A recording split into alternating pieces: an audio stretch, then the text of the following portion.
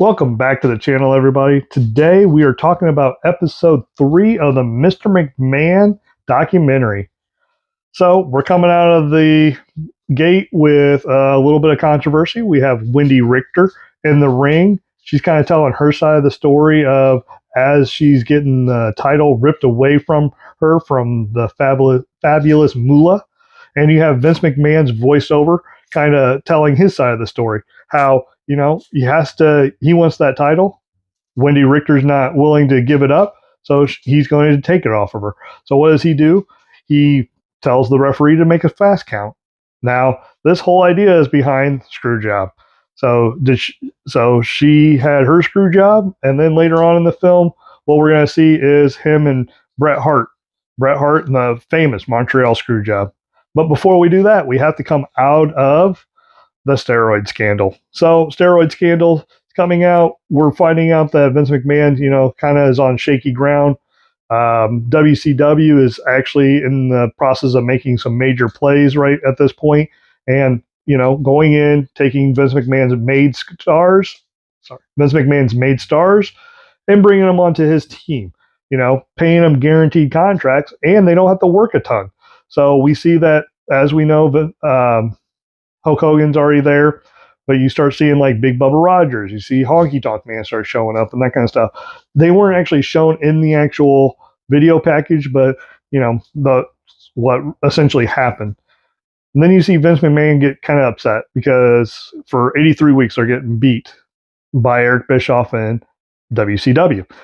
So you see Vince McMahon get upset because, Eric Bischoff's coming in with Ted Turner's money and just buying his talent, and he's going to go bankrupt, and he very much painting a picture of this big bad billionaire is hurting his family owned business because he's coming in and taking all of his talent.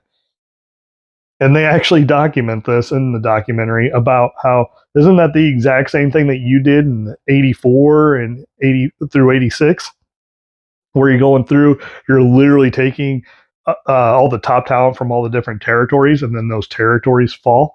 And Vince McMahon gives this like weird speech of, no, I understand why you did it and this kind of stuff, but sometimes what I say isn't what I actually think, and the public. No, nobody thinks that way because nobody understands what you're talking about, Vince. That's just weird and gibberish at this point.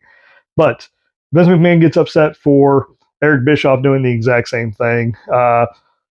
They start talking about the hokey packages that Hulk Hogan, or the Huckster and the Nacho Man and Billionaire Ted or something like that, these little vignettes, and they make it seem like, they're such a big impact, but I didn't see it. Like when I was growing up, number one, I didn't think they were funny. Number two, I didn't think that it really had anything to do with it. I just thought it was just another weird thing to put on TV that Vince was putting on. But there was one little key note that I thought was kind of funny. Bruce Pritchard goes, that's when I knew that Scott Hall and Kevin Nash were going to go over to WCW, was because, we asked them to be in this vignette, and they're like, oh, no. But then they don't explain how no other wrestler in the company was wanting to be on these vignettes either. So are you telling me the Undertaker didn't want to be in it? Bret Hart's going to go to WCW? Like, the explanation for that is very much, well, I can say that I knew it at that time because hindsight's 2020. We're now 20 plus years removed from it. So yeah, now I can go back and say, well, yeah, I knew that Kevin Nash was going to be leaving because of that. No, nobody knew that, right? So it's kind of hokey.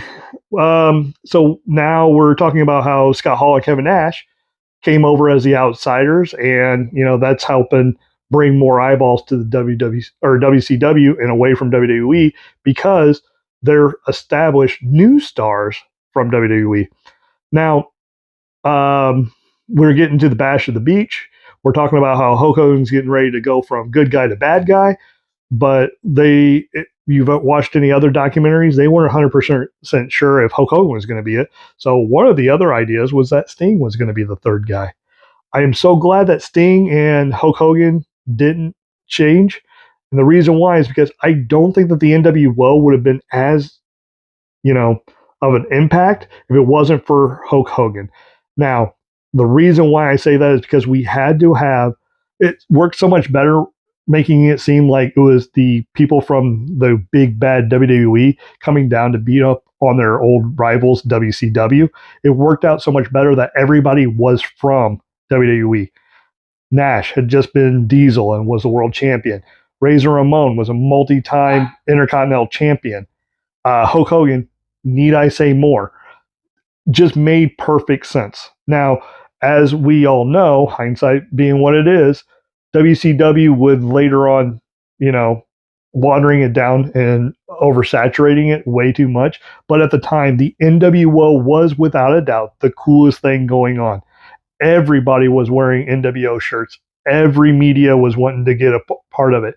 Um, Wrestling at that time was the most entertaining thing. That's 96, 97. Now, WWE, on the other hand, they're coming out of that steroid scandal. They need a hero. That hero was Bret Hart. Now, why was Bret Hart such a big hero at the time? Didn't take steroids, wasn't in any controversy, that kind of stuff. So they put the title on him, and that's a safe bet. Very, very good safe bet. I thought that opens up the door to a lot of different wrestlers who probably wouldn't have gotten to the main event spot because they were too small. So sometimes out of a negative comes a positive. A Shawn Michaels would never have become the world champion as long as there was a Hulk Hogan or an Ultimate Warrior or all those beefed up guys because they just weren't going to fit the mold, right? Let's be honest, right? That's not what Vince was looking for at the time.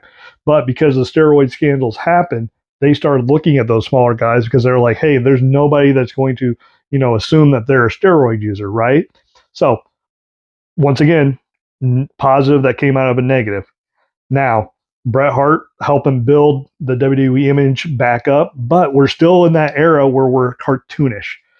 WCW becoming very, very big, very, very popular because they are more edgy. They are more real life. They're more of that gangster attack. So really, really cool. So you see Hulk Hogan and WCW rising with the help of the NWO and all that kind of stuff. But at the same time, you start seeing that, Bret Hart is helping groom some of the other people. He had taken a little hiatus after he lost WrestleMania 12, comes back, and his first feud with Stone Cold. Stone Cold at that time had just gotten out of the Ringmaker moniker or the Ringmaster moniker. And then he starts feuding with the likes of Undertaker, Sid, and Shawn Michaels. Obviously, we're focusing on Shawn Michaels, but at the same time, you can't help but notice that Bret Hart, if it wasn't for him, the rise of Stone Cold wouldn't be nearly as big.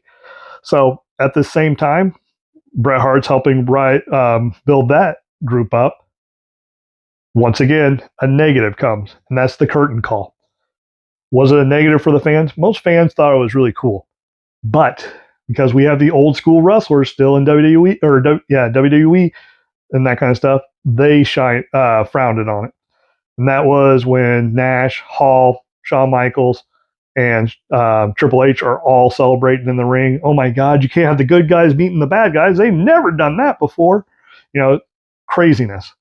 But once again, we have to have a negative, which is we got to punish Hunter Hearst Helmsley. So Hunter Hearst Helmsley loses King of the Ring gig. We bring in Stone Cold, and voila, the birth of the Austin era starts. Once again, if it wasn't for that small little catalyst, would we be watching the WWE that we're watching? Would Stone Cold have risen to the likes that he was, or would he have gone up and then immediately gone down to mid card? It's a great what if. Who knows? Speculation. Had he not won that King of the Ring, where would we be? Right. So, King of the Ring's done, over with. Stone Cold's rising. WCW still rising. Bret Hart now. Vince McMahon can't sign a big contract for like 20 years with Bret Hart. All of a sudden now he can't pay for it. So he decides, hey, we're going to let you go. He ends up orchestrating a deal with WCW for like a lot of guaranteed money and a lot of it. So what ends up happening? It's time to take the belt off of Bret. Depending on which story you're listening to, Bret Hart says, hey, I'm willing to hand over the belt. I just don't want to lose it to Shawn Michaels in Calgary or in Canada. willing to hand it over at the end of the night or the next night and stuff like that. What always irked me is what has ever given you the idea that Brett wasn't going to do that, you know? And I think that's why a lot of the other people that are around that have the exact same thing. What made you think that Brett would have not kept his word? Had he ever gone against his word before? No. So why this one time do you think that he would? I think that's what irritates the majority of the fans who were there and living that. Plus, I think it also bugged a lot of the wrestlers in the back, is because, hey, no, we've always trusted what Brett was going to do, so why wouldn't we trust it now? We find out that Vince McMahon's trying to take all of the heat on himself, and trying to save Shawn Michaels, Earl Hebner, which they don't mention him at the time, or Triple H, but it is what it is.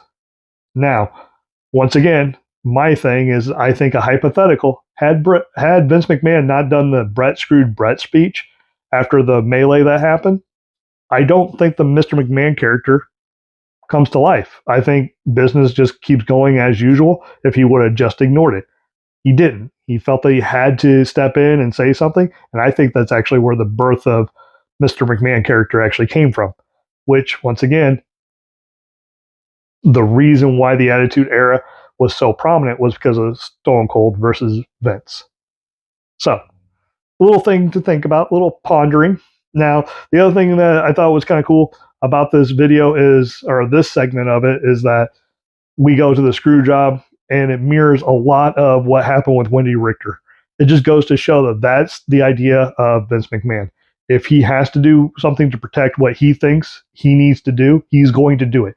That's the thing that you're going to see throughout this entire documentary. You've already seen it with the first 3 episodes. I guarantee you're probably going to see it with the next 3. And that is, Vince will do whatever Vince thinks that he has to do. Vince is going to constantly fight. Vince always wants to win. Sometimes it's to a fault. So now, I've asked you I've given you a couple of hypotheticals. What do you think? Would Mr. McMahon character come out if he wouldn't have done the Brett screwed Brett? Would Stone Cold have been as popular if it wasn't for the curtain call punishment for Triple H, where Stone Cold now becomes the King of the Ring champion? What happens there? If the famous Austin 316 never happened. The other thing is, what would have happened if Sting would have become the third man in the NWO? Would have been as powerful because you still had Kevin Nash and Scott Hall, which were considered the cooler younger group? What would have happened?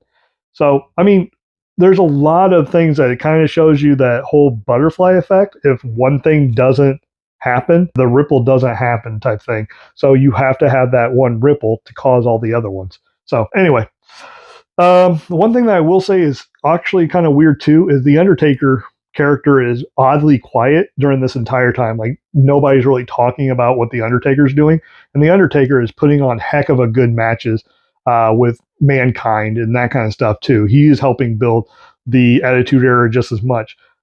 Now, Bret Hart, Shawn Michaels, and DX and that kind of stuff, is that making Attitude Era big? Yes.